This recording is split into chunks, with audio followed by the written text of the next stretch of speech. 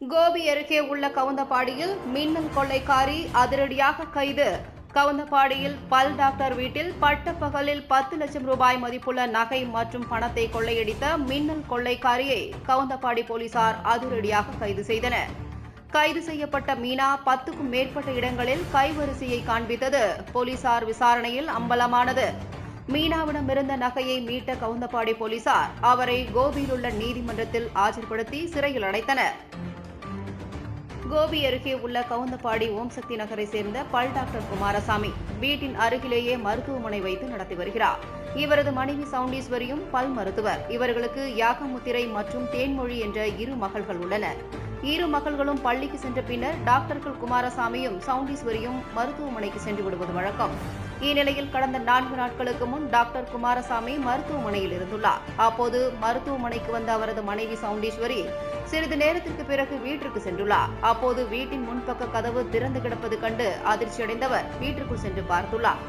வீட்டின் உள் அறையில் வைக்கப்பட்டிருந்த பீரோ திறந்த நிலையில் இருப்பது கண்டு அதிர்ந்த அவர் பீரோவை சோதனை செய்தபோது அங்கு வைத்திருந்த சுமார் 10 லட்சம் ரூபாய் மதிப்புள்ள 17 சவரன் நகை மற்றும் 20,000 ரூபாய் கொள்ளையடிக்கப்பட்டிருப்பது கண்டு அதிர்ச்சியடைந்தார்.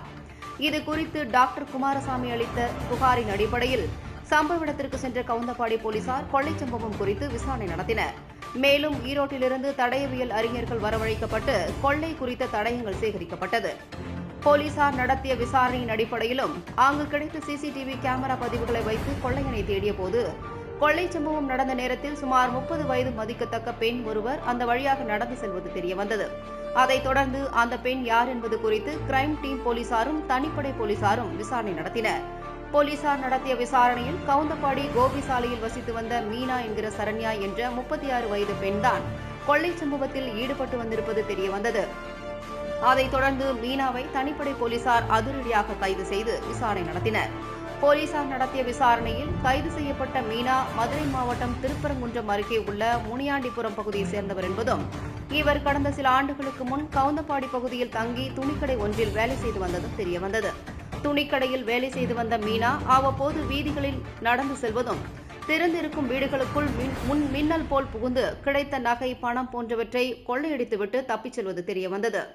இவர் மீது திருப்பூர் மாவட்டத்தில் மட்டும் இதேபோன்று 9 கொள்ளை வழக்குகள் நிலுவையில் இருப்பது தெரியவந்தது. அதைத் தொடர்ந்து கைது செய்யப்பட்ட மீனாவிடமிருந்த 17 சவரன் நகையை பறிமுதல் செய்த போலீசார் அவரை கோபியில் உள்ள நீதிமன்றத்தில் ஆஜர்படுத்தி சிறையில் அடைத்தனர்.